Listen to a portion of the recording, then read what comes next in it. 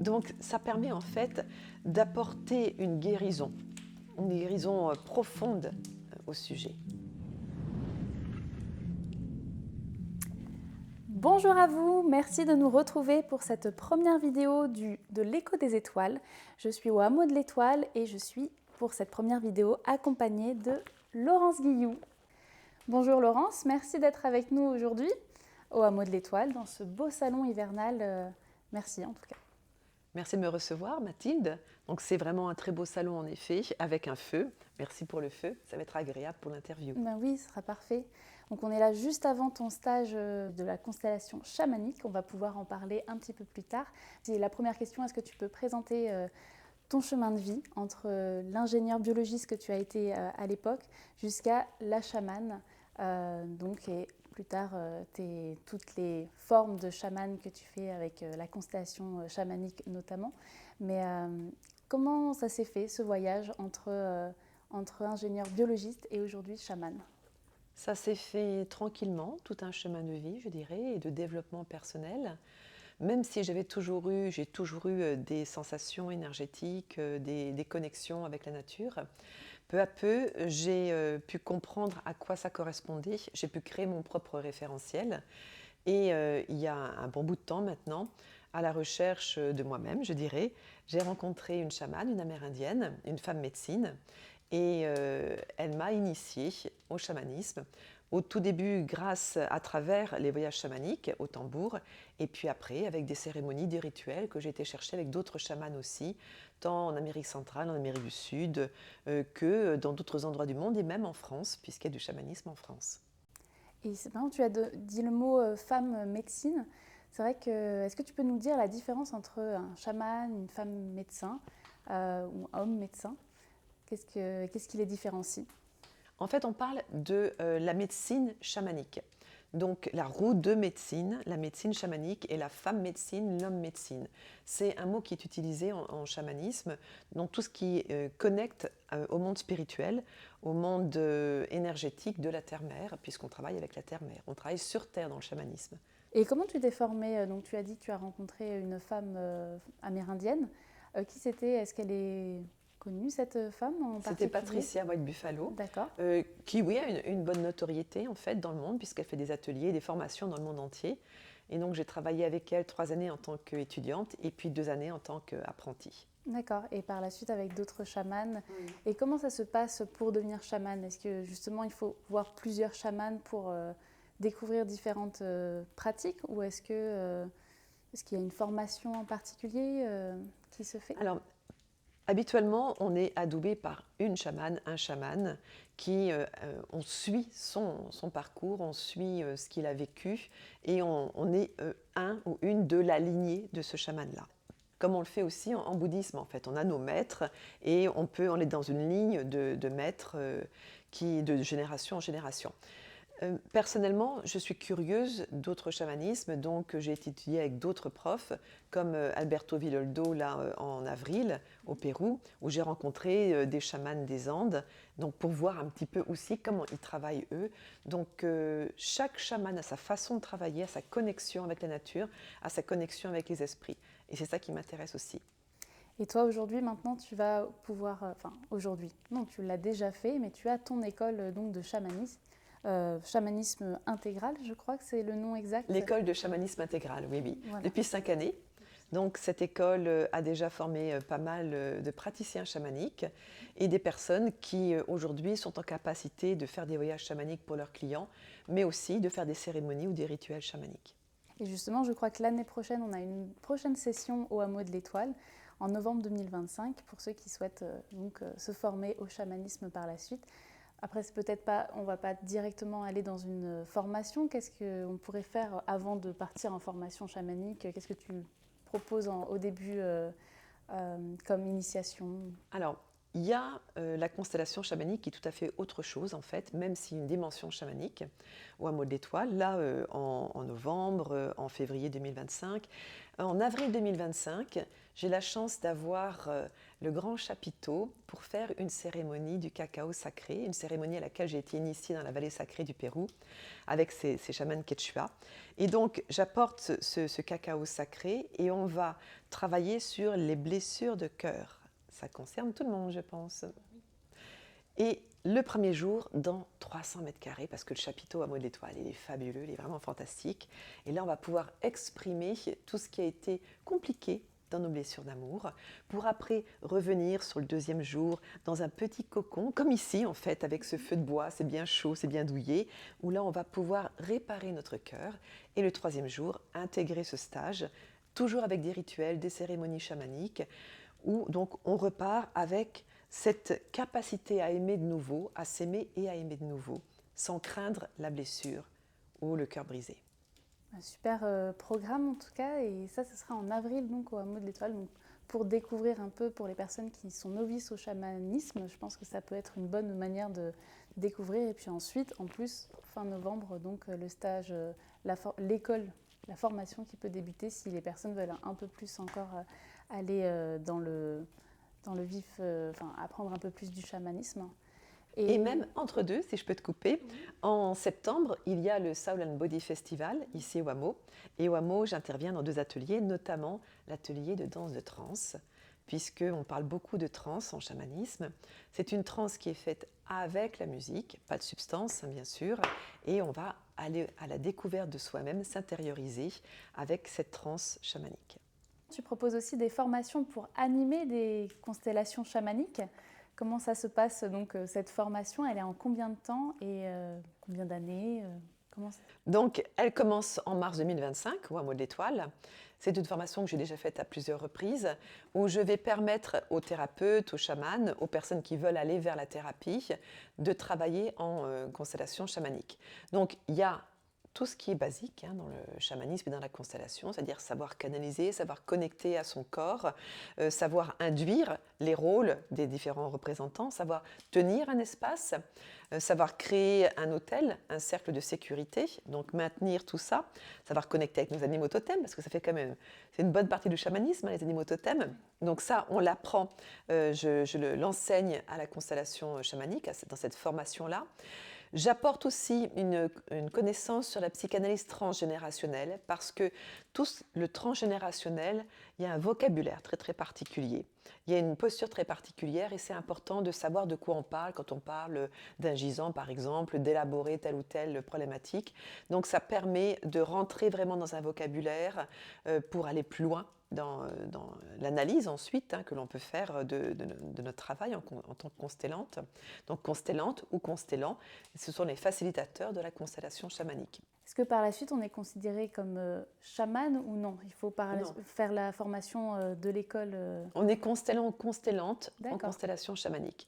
J'ai des personnes qui sont déjà des praticiens chamaniques, qui ont fait l'école de chamanisme intégral là, sur les 5 sessions et qui viennent là apprendre la constellation chamanique. C'est le plus facile pour eux puisqu'ils me connaissent, ils sont déjà rentrés dans ce monde-là et ils vont apprendre surtout la canalisation et tenir un espace, induire les rôles au niveau des représentants.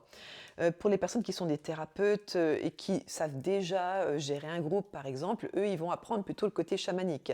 Pour des personnes qui sont déjà dans l'analyse, dans une thérapie par la parole, ils vont apprendre la thérapie corporelle. Donc, chaque personne, en fait, va arriver d'un horizon différent et va pouvoir récupérer, on pourrait dire un outil ou une façon d'être ici pour leur métier ou pour eux-mêmes, pour travailler sur eux-mêmes. Mais la formation en constellation chamanique est destinée aux personnes qui veulent l'utiliser pour leurs clients, pas pour travailler sur eux. Puisque la posture, c'est vraiment je suis là, thérapeute, pour venir apprendre une nouvelle technique. Et dans ta formation, du coup, comme tu as connu beaucoup de chamanismes différents, tu en parlais, donc du chamanisme occidental, du chamanisme plus amérindien. On découvre donc tous ces chamanismes différents. Qu'est-ce qui les relie et qu'est-ce qui les différencie chacun? La première chose, le chaman ou la femme ou la médecine, c'est la personne qui est à l'intersection entre le monde physique, réel, sur Terre, et le monde spirituel. Donc c'est la personne qui va faire cet intermédiaire entre les deux. Le but est que, tout simplement, pratico-pratique, au départ, on avait besoin de savoir où se trouvait l'eau. Donc le chaman trouve l'eau. Où se trouvent les endroits où on peut bien dormir, être protégé en sécurité. Donc on trouve les failles, on trouve les réseaux. Et on peut justement trouver un espace où on est en sécurité. Donc on travaille beaucoup l'ancrage et la connexion à la terre. Une fois qu'on connaît ça, la deuxième chose, c'est manger. Et le chaman, c'est l'homme ou la femme qui se transforme en bête, qui connecte avec la bête, qui connecte avec, par exemple, les daims, les cerfs que l'on va aller chasser ou les poissons que l'on va aller pêcher. Et donc, cette interface mi-homme, mi-bête permet de connecter à l'esprit des troupeaux et d'aller trouver l'endroit où on va pouvoir manger. Donc, c'est vraiment quelque chose de très pratique au début d'être chaman, femme médecin, ou, femme médecine ou homme médecine. Ensuite vient toute la problématique de maladies que l'on peut avoir, d'émotions qui sont ingérables, de difficultés dans la tribu, puisque c'est quand même la personne qui s'occupe de la tribu, qui prend en charge la tribu au niveau de sa santé mentale, de sa santé physique. Donc il va être là pour aider la tribu à rester dans l'harmonie, que chaque membre puisse avoir sa place et se trouver bien là où il est. Ça, c'est ce qui les rapproche entre tous les chamans du monde. Et qu'est-ce qui différencie un chaman occidental d'un chaman amérindien, etc. Quelle est la différence plus culturelle, du coup? Il y a des façons de faire les cérémonies qui sont différentes, mais en même temps, en voyageant, en rencontrant d'autres chamans, il y a cette connexion que je ressens personnellement, cette connexion énergétique, cette connexion spirituelle qui est vraiment universelle. C'est-à-dire que ce que je peux ressentir avec un chaman quechua, je le ressens aussi avec un aborigène, avec une chamane que j'ai pu rencontrer en Amérique centrale ou en Amérique du Nord. Ça passe de la même façon. Et la personne qui m'a initiée aux constellations chamaniques est un Écossais et c'est passé tout de suite avec lui aussi. Il y a quelque chose qui passe. Donc on va travailler en fait un monde énergétique et on est tous connectés à ce monde-là énergétique, que ce soit chaman, femme médecine, homme médecine, où que l'on soit. En tout cas, dans les personnes que j'ai pu contacter. D'accord. La chose qui peut les différencier, c'est l'usage ou non de psychédéliques. Donc les psychotropes que l'on va pouvoir utiliser dans certaines régions du monde vont permettre, donc dans cette région-là, d'ouvrir sa conscience à quelque chose de beaucoup plus large. Dans d'autres tribus, on va dire, entre d'autres peuples, on va utiliser d'autres psychotropes ou d'autres rythmes ou d'autres respirations, par exemple, pour passer en état de conscience altéré ou modifié.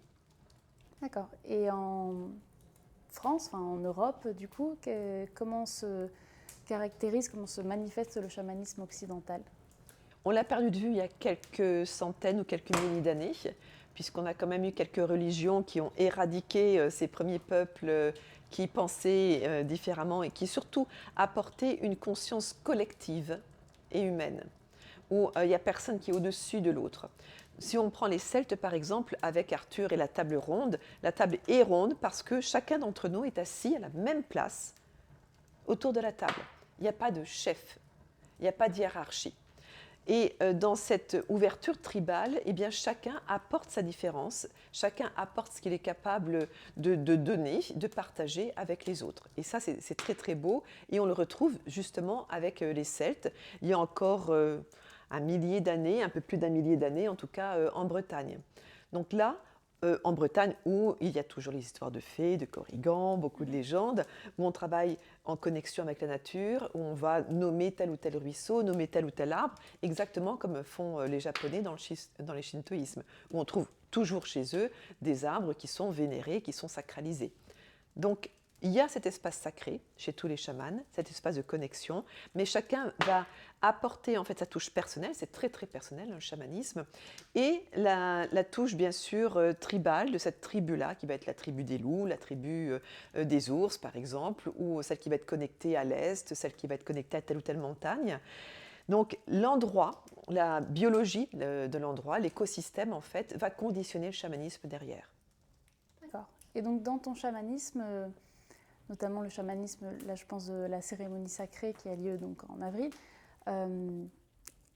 comment tu apportes est-ce que tu apportes aussi ce chamanisme occidental dans cette façon de faire? Comment Comment est-ce qu'elle se matérialise? Comment ça se passe exactement? La roue de médecine que j'utilise, celle que j'ai à l'école de chamanisme intégral, parce qu'il y a plusieurs chamanismes intégrés en fait, dans le but de réveiller notre chamanisme occidental. Donc c'est une roue de médecine que l'on trouve chez les Amérindiens, où on a le nord, le sud, l'est, l'ouest qui sont représentés. Et cette roue, je l'ai complétée par le centre, que l'on trouve avec le triskel chez les Celtes. Et ce centre, il est en mouvement. Parce que ce qui me manquait dans la roue de médecine, même si on va marcher la roue de médecine, donc on va bouger dans cette roue-là, il me manquait en fait un mouvement à partir du centre. Donc je le trouve avec le triskel, qui est un alignement avec ce mouvement central. Donc c'est là où j'apporte cette dimension occidentale, bien sûr avec notre façon de bouger, d'être, de vivre, de penser, de manger, que l'on trouve ici en Occident, et on mange très très bien au hameau de l'Étoile justement, donc ça tombe bien. Cette nature que l'on trouve aussi au hameau, on est vraiment entouré par la nature, on est dans la nature, et surtout dans le chapiteau, c'est ça qui est génial, c'est qu'on va pouvoir prendre la nature à l'intérieur de nous, dans notre espace personnel et tribal. La nature est un élément essentiel. C'est pour ça que les lieux où il y a les stages, et surtout l'école de chamanisme, sont vraiment des lieux que je choisis avec soin pour qu'ils soient propres, qu'ils soient bienveillants et qui nous apportent toute cette énergie nécessaire pour pouvoir travailler le chamanisme. Comme autre proposition chamanique que tu apportes, il y a aussi la géobiologie, je crois. Oui, trouver l'eau, trouver les failles, les réseaux, ça fait partie du chaman en fait, puisqu'il va amener cette qualité de vie à sa tribu. Donc on apprend pour la base en fait de la géobiologie, même s'il y a des stages un peu plus poussés où on va utiliser le pendule et certains instruments pour pouvoir aller un petit peu plus loin et travailler sur plan. Là, on va connecter à son corps de telle façon à sentir la nature, à sentir ce qui se passe autour de nous, en nous et sous terre. En fait, le chamanisme, c'est pouvoir utiliser cet outil corps beaucoup plus profondément, beaucoup plus finement et apprendre à connecter tout ce qui se passe en dessous et qui peut nous être utile ou être dangereux pour nous au-dessus. C'est-à-dire que dormir sur un cours d'eau, dormir sur une faille, c'est pas génial. Donc on apprend à se positionner correctement dans un habitat qui soit sain pour nous. Ou à corriger bien sûr cet environnement, puisque par exemple avec la lithothérapie, poser des pierres en lithoponcture permet d'harmoniser un habitat, un environnement. Et c'est ce que faisaient les chamans avant les Celtes, puisque ça date de très longtemps, d'avoir ces menhirs, ces pierres dressées, et d'utiliser donc les collines, les montagnes, pour pouvoir avoir un environnement qui soit habitable et sain pour nous. Et enfin, donc, tu proposes aussi quelque chose de différent, que c'est vrai que j'avais jamais entendu parler, c'est donc la constellation chamanique. On peut même, tu as même écrit dessus. On peut retrouver ton livre donc, à la boutique du Hameau de l'Étoile notamment, mais aussi j'imagine en ligne, où on a vraiment une présentation de ce que c'est la constellation chamanique. Donc je vais peut-être te demander un petit avant-goût pendant cette interview, mais qu'est-ce que c'est la constellation chamanique et quelle est la différence avec la constellation familiale un petit peu plus connue? Oui, la constellation familiale est beaucoup plus connue. C'est un outil thérapeutique que les psychologues, les psychothérapeutes, les psychanalystes surtout vont utiliser pour analyser les problématiques que la personne peut rencontrer dans son domaine de vie personnelle, familiale ou aussi de travail, puisque c'est pour ça qu'on a des constellations systémiques aussi. Donc la constellation chamanique apporte quelque chose de différent, c'est-à-dire qu'en chamanisme, on travaille en conscience que j'appelle la conscience augmentée. J'ai ma conscience normale, mentale, je dirais, où je peux analyser les choses. Maintenant, je sais comment ça s'est passé, j'ai compris, et puis quoi? J'ai compris, mais ça s'arrête là. C'est-à-dire que ma vie peut rester bloquée de la même façon, même si j'ai compris pourquoi elle est bloquée. Quand je suis en conscience augmentée, à cette conscience mentale, j'ajoute une conscience beaucoup plus large et qui est notamment tout ce qui s'appelle inconscient, dont je n'ai pas encore conscience. Et cet inconscient permet de comprendre et d'aller aussi cliquer sur nos problématiques, nos traumas propres, ainsi que les traumas de notre famille ou de nos ancêtres qui se sont répercutés jusqu'à nous. Donc la répercussion, ce n'est pas nouveau, puisqu'en constellation familiale, on le travaille aussi. Là, l'avantage, c'est qu'on va aller travailler une histoire, rêver une histoire ancestrale, et ramener la guérison ancestrale jusqu'à nous. ici, maintenant, dans notre présent. Donc cette guérison ancestrale permet qu'on n'ait plus de répétition des traumatismes ancestraux. On peut enfin vivre notre vie et non pas celle qui a été dictée, désirée, voulue ou qui a été imposée par nos ancêtres. D'accord. Et comment ça se passe exactement c'est une activité, enfin une séance de constellation chamanique? Alors, comme pour ce week-end, par exemple, je vais commencer par ça, je mets les personnes en conscience augmentée, c'est-à-dire qu'on arrive sur un travail corporel et se sentir en sécurité, c'est être déjà dans son corps, connecté à soi, pas dissocié ou en régression, en répression intérieure. Donc la première chose, c'est de trouver un ancrage, un espace de sécurité intérieure, extérieur, dans une tribu donc, qui est accueillante et bienveillante. Ce que l'on va vivre, on va le garder pour nous, entre nous. On ne va pas aller le raconter à l'extérieur et c'est vraiment important puisque c'est du domaine de l'intime. Donc on va travailler ce domaine de l'intime en tribu, donc aidé par des personnes bienveillantes. Cet espace de sécurité que je tiens, parce qu'il y a un maintien, le chaman est quelqu'un qui va tenir un espace. Donc c'est pas juste je suis ici, je fais mon job, c'est mon job, c'est tenir un espace de sécurité, un espace où la personne puisse sentir qu'elle est accueillie et qu'elle peut aller beaucoup plus loin dans ses difficultés. Donc une fois que ça s'est établi, eh bien on va avoir tout un cercle, donc le cercle du départ, de la tribu du départ, le village du week-end. Et donc dans ce village, on a tous ces témoins qui sont des participants de la constellation.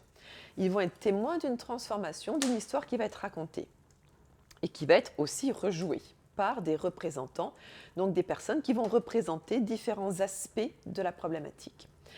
Et le sujet, c'est la personne centrale, celle pour qui on fait la constellation, qui est tirée au sort.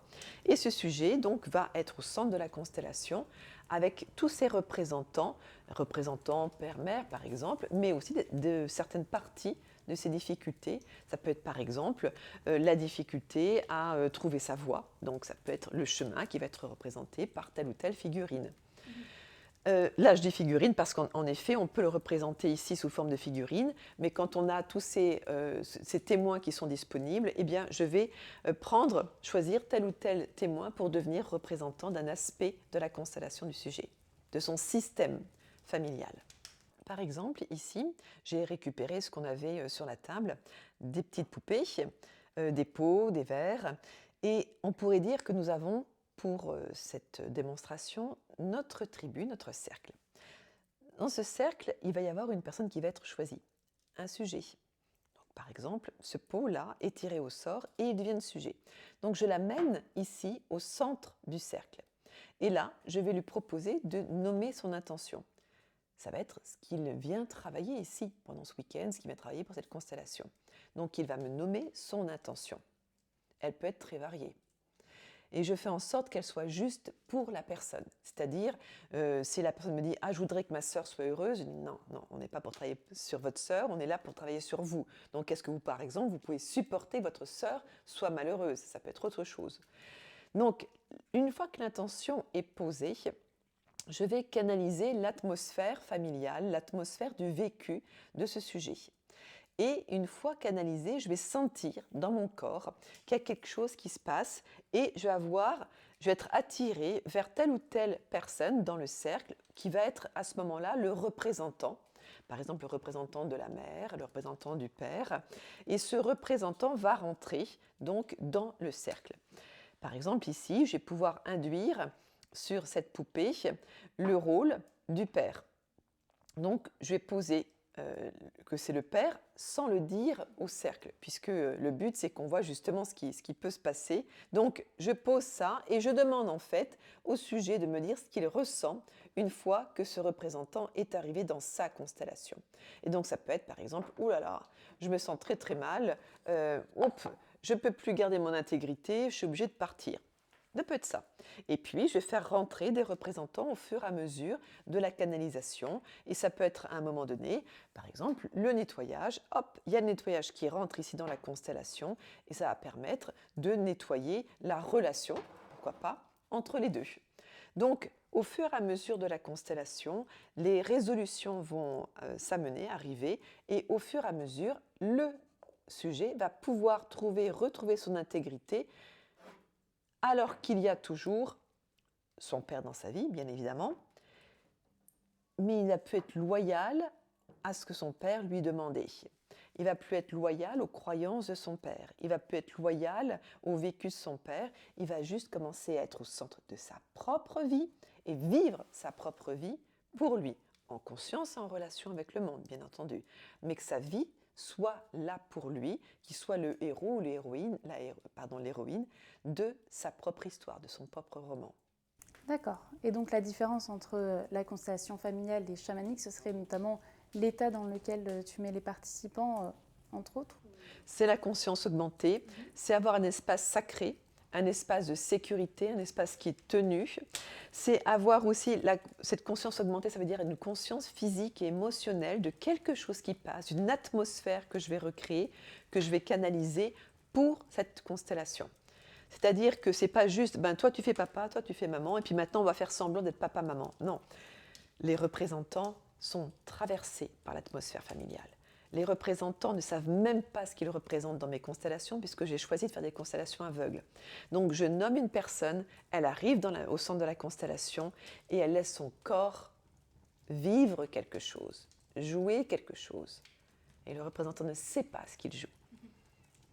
C'est super intéressant parce qu'effectivement, j'ai eu l'occasion de faire une constellation familiale et je savais à l'avance quel rôle je jouais. Et peut-être qu'inconsciemment, du coup, je vais peut-être réagir d'une telle manière parce que je sais que je suis le papa ou la maman, etc. Là, c'est intéressant de se dire on va dans une constellation chamanique sans savoir en fait qui on va jouer. Donc ma question, c'est quand est-ce que c'est révélé à ce moment-là ton rôle? C'est révélé au fur et à mesure du temps. En fait, l'atmosphère, c'est comme Sherlock Holmes. Donc, on arrive et on a quelque chose qui est là, en face de nous. On ne sait pas ce que c'est. Et j'insiste justement pour ne pas savoir, pour ne pas donner une solution, ce n'est pas le but. C'est de laisser quelque chose se ressentir et d'aller en profondeur travailler ce ressenti pour enlever le trauma et pour rêver quelque chose d'autre, pour vivre quelque chose d'autre dans sa vie ensuite. Donc, certaines personnes, je vais le dire assez rapidement. D'autres, ça va être un ta-ta-tam, hop, je sens qu'il y a quelque chose qui bouge, qui est en train de switcher et je vais nommer à ce moment-là. Par exemple, ça va être un sujet qui va qui va parler à un représentant et je sens bien qu'il croit que c'est son père. Moi, je sais que c'est l'amant de sa mère. Ah ouais, ça fait mal là. Hein. Je le sais et lui, il ne sait pas. Et il dit oui, j'ai compris, Laurence, c'est papa, etc. Je ne dis rien, je laisse faire. Et je regarde la mère. Et je pose la question à la mère, c'est bien ton mari qui est là? Elle ne répond pas, elle ne veut pas répondre. La représentante dit, il n'a pas le droit de parler, je ne peux rien dire. Donc peu à peu, je crée l'atmosphère pour qu'on aille, tout le monde sent qu'il y a quelque chose qui va se passer. Et puis le sujet, à un moment donné, va dire, bon, papa, maintenant que je t'ai démasqué, est-ce qu'on pourrait... Et là, je dis, c'est pas ton père. Donc, c'est là où il y a quelque chose qui peut se passer. Parce que le sujet, il va ressentir dans ses tripes qu'il y a quelque chose qui se passe. Je ne sais pas en fait si c'est pas ton père. En tout cas, c'est pas le mari de ta mère. Et je vais demander au représentant qui lui sent qu'il y a quelque chose. Dire, mais est-ce que tu es marié à cette femme-là? Ah non, non, je ne suis pas mariée à cette femme-là. Parce que le représentant, il sait qu'il n'est pas marié. Il le sent. Mais il va avoir un petit regard ou un petit geste, dire, ah mais on se retrouve de temps en temps, tous les deux. Et je sais bien que celui-là, il est de moi. Et pas de son mari. Donc, ça m'est arrivé une fois. Et ce qui était extraordinaire, c'est que mon mental était terrorisé. Moi, je continuais de canaliser les choses, mais mon mental disait « Oh merde, oh merde, oh merde !» Et quand ça a été révélé que c'était pas, que son père biologique n'était pas le mari de sa mère, il a immédiatement dit « Je le savais !» Et c'est ça qui est assez intéressant, c'est qu'en fait, si je restais uniquement dans mon mental, je vais rester dans quelque chose qui est ma peur, mes conventions, mes loyautés, mes croyances, blablabla. En conscience augmentée, Mon mental, il ne sait pas ce qui se passe, il ne comprend pas tout, mais il y a quelque chose qui arrive. Et ça permet de révéler des secrets et de permet justement à des personnes de vivre différemment leur vie. Et enfin, d'accepter de comprendre pourquoi son père l'a jamais aimé, a toujours été atroce avec lui. Et que celui qui est son géniteur, son biologique, son père biologique, lui, il adorait. Et il adorait ce père biologique, sans savoir que c'était son père biologique.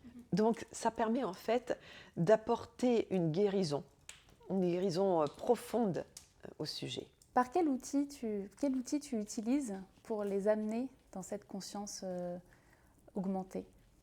J'utilise mon superbe acolyte, j'utilise mon tambour. D'accord.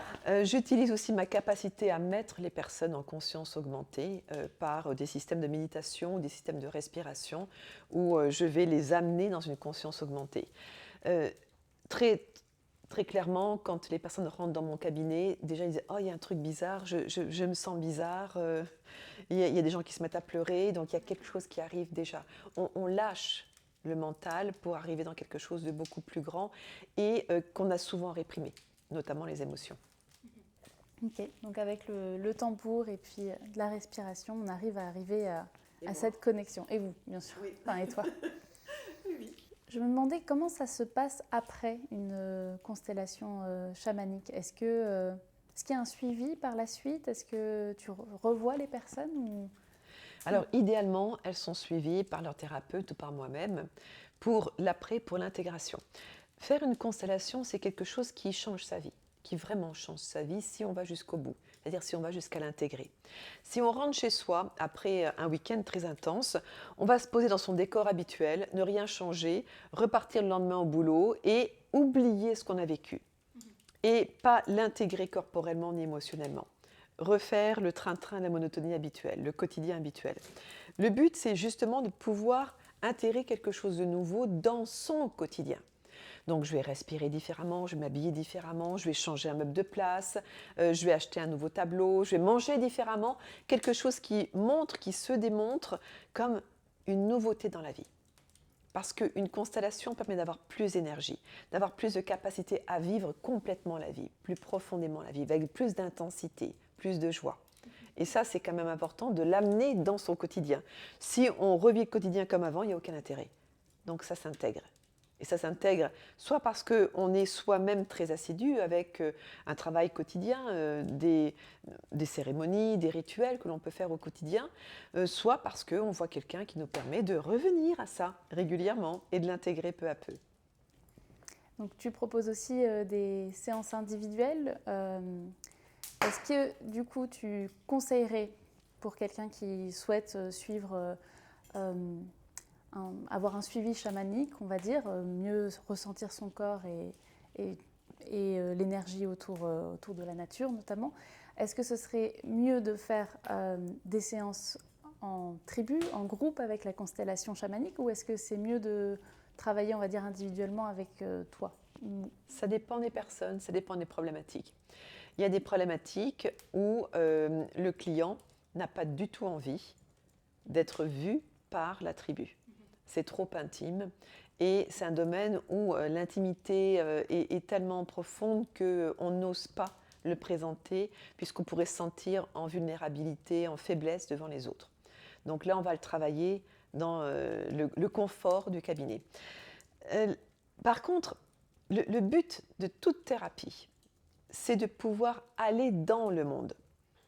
Donc de ne pas rester confiné sur les canapés avec un chouette feu. Bon, c'est génial. Mais une fois que le feu, on l'a bien vécu, qu'on a pris toute cette belle énergie, eh bien c'est de l'apporter aussi à l'extérieur ou de faire rentrer l'extérieur dans l'intérieur. Donc de faire venir du monde. Donc le but de la thérapie, c'est de pouvoir être dans son intérieur et avec le monde. Et pour ça, la tribu, c'est vraiment important pour pouvoir créer une nouvelle famille, je dirais, créer un nouvel environnement et oser faire ses premiers pas de bébé, d'enfant, d'adolescent, de jeune adulte, d'adulte dans cette tribu pour ensuite pouvoir être cet adulte à l'extérieur de la tribu. Donc vivre le monde extérieur différemment. Il y a une citation de ton livre qui m'a beaucoup marquée qui est tu invites à ne pas attendre d'être au bord du gouffre pour se pencher sur notre inconscient ancestral. Et donc, je me posais la question, est-ce que tu le recommandes comme vraiment de faire ce travail-là au moins une fois dans sa vie, au moins une fois par an, que ce soit vraiment une hygiène de vie et à quelle fréquence Après, je pense que c'est par rapport à chacun, mais toi, tu conseillerais quoi?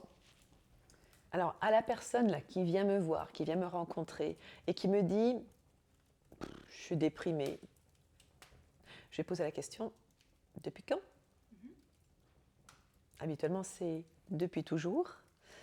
Oui, aussi loin que je m'en rappelle, ça fait depuis toujours que j'ai cette sensation où j'ai pas assez d'énergie, où je dois me traîner dans ma vie, où c'est compliqué. À ce moment-là, à cette personne-là, je vais lui dire, il va falloir qu'on se voit un petit peu plus souvent quand même, hein, régulièrement en tout cas, pour remettre la machine en route. À une personne qui est pleine d'énergie, qui dit juste, ah, il y a un truc qui est coincé, il y a vraiment un truc qui m'embête là, et j'aimerais aller un petit peu plus loin, je sens que je suis pas loin, je suis prête à trouver, et il me faut un petit coup de pouce. À ce moment-là, ouais, on va faire une séance en individuel, ils vont venir en week-end, et on va travailler ce point particulier pour qu'il y ait ce switch qui est vraiment propre au chamanisme. Parce que la conscience augmentée permet de garder cette conscience adulte, de voir ce qui se passe, d'observer ce qui se passe, et en même temps de vivre un événement qui n'a pas pu être géré par nous ou par les ancêtres. Donc, j'ai pas pu le gérer bébé, j'avais trop faim, je pleurais, personne ne me répondait, et c'était insupportable. Et finalement, j'ai décidé, bon, de toute façon, le monde ne pourra jamais m'apporter ce dont je veux, et maintenant, je vais rester comme ça. Donc, avec cette conscience adulte, je vais pouvoir aller récupérer cette énergie que j'ai dissociée de moi et de ma vie. La récupérer, donc c'est ce qu'on appelle des morceaux d'âme, hein, le recouvrement d'âme. Je récupère ce morceau d'âme en moi et je sens mon entièreté, mon unité corporelle. Et ça peut se faire mais juste sur un voyage, juste sur une constellation, juste sur une séance. Quand il y a quelque chose où il y a le clic qui manque. Et ça, on peut le retrouver facilement. Tout simplement en se mettant dans une conscience, une vibration, on va dire, qui est la vibration où on a perdu cette énergie-là, où on l'a dissociée, où on l'a réprimée. Donc on reclique dans la même vibration pour la récupérer. Super intéressant. Ça donne envie vraiment de faire en tout cas une séance. Moi particulièrement en tribu, mais je peux comprendre que certaines personnes ce soit plutôt en individuel. En tout cas, on peut te retrouver au Hameau de l'Étoile là, toute l'année 2025. On a des stages de prévus en constellation chamanique, notamment en février sur la vie amoureuse et sexuelle. Les relations amoureuses et sexuelles. J'ai mis relations parce qu'on est justement dans un système relationnel où on a une personne en face de soi qui est un adulte, donc on est deux adultes. Et habituellement, on vit nos amours en n'étant pas en relation. C'est-à-dire qu'on va projeter sur l'autre plein de demandes, on va vouloir que l'autre se conforme à ces demandes, et ça ne marche pas. Et un jour, on va se dire, mais pourquoi je l'ai épousé, pourquoi je reste avec lui, etc. Donc, quand on travaille la relation, on va travailler justement ce côté adulte qu'on n'a pas toujours en relation amoureuse et sexuelle, et ce côté adulte qui peut connecter avec l'autre en sentant ce qu'il est entièrement. Et ça amène des sensations qui sont vraiment géniales. C'est-à-dire qu'on va pouvoir vivre ces relations amoureuses et sexuelles sur un plan beaucoup plus profond, beaucoup plus juste, donc moins demandeur, moins harcelant. On peut vivre quand même maintenant des relations beaucoup plus justes en fait avec notre partenaire ou nos partenaires. Est-ce que c'est la première fois que tu fais ce week-end-là autour de la relation amoureuse ? J'imagine que ça doit transformer par la suite des personnes. Toutes les constellations transforment les personnes. Là, la constellation de Renaissance transforme vraiment les personnes puisqu'on va travailler ce qui s'est passé in utero et dans les différentes phases de naissance. Donc ça transforme vraiment la vie. Dans les relations amoureuses et sexuelles, ça transforme notre vie d'adulte, puisque c'est quand même une bonne partie de notre vie, hein, c'est ce relationnel avec l'autre. Et je l'ai faite déjà plusieurs fois dans différentes villes. C'est une constellation qui est très puissante, où je vous amène très très profondément dans nos difficultés amoureuses et sexuelles. Donc c'est pas que cuire les petits oiseaux. Oui. On y va vraiment dans quelque chose qui est nos difficultés d'être avec soi-même, d'être avec l'autre dans ce type relationnel. Donc ça détermine, ça crée vraiment un changement radical dans notre vie. Dans ces niveaux-là, bien sûr. Donc voilà, super, ça donne vraiment envie. Il y a donc en février sur la relation amoureuse et sexuelle. On te retrouve en avril donc, pour la cérémonie du cacao et en novembre 2025 pour la prochaine session de ton école de chamanisme. Merci Laurence pour nous avoir présenté tout le monde du chamanisme, en tout cas le tien, tout ton parcours et ton travail. J'espère qu'en tout cas ça vous a tous plu autant que moi de découvrir un peu mieux le monde du chamanisme et en particulier aussi la constellation chamanique. Merci Laurence pour ce moment. Merci beaucoup Mathilde. Merci Merci Wamo. à vous. Au revoir. Au revoir.